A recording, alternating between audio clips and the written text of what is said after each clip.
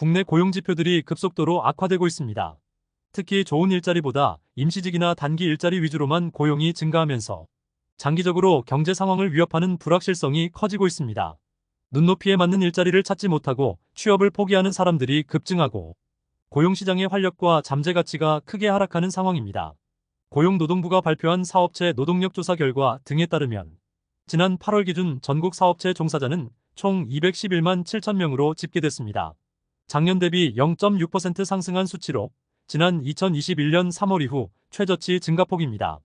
특히 우수한 일자리로 손꼽히는 상용 근로자 증가율은 심각합니다.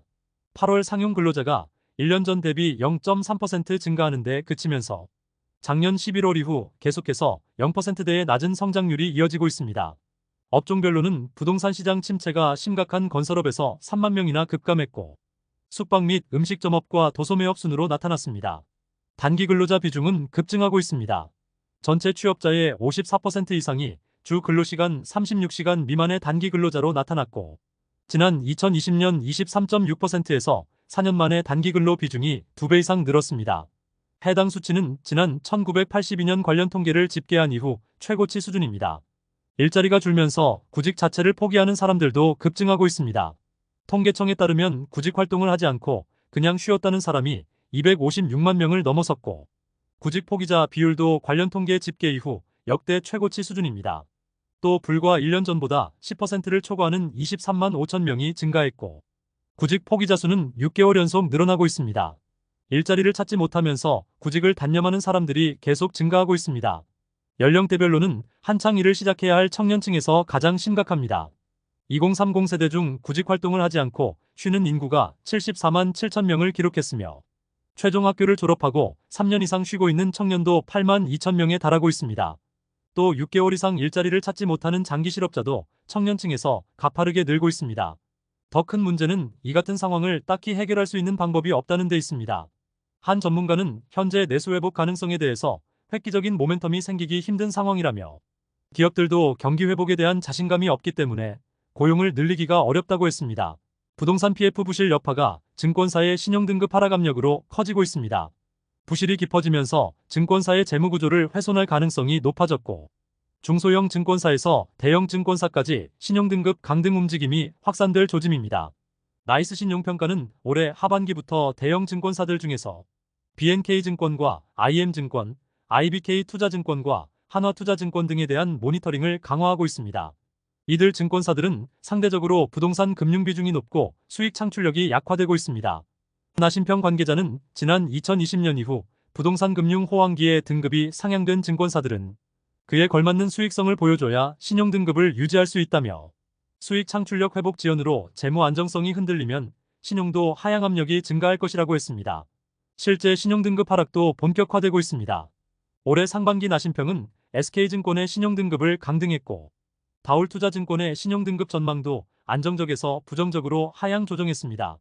한국기업평가도 KF투자증권에 대해서 부정적 전망을 내놨습니다. 증권사들의 부동산 PF 부실은 갈수록 깊어지고 있습니다.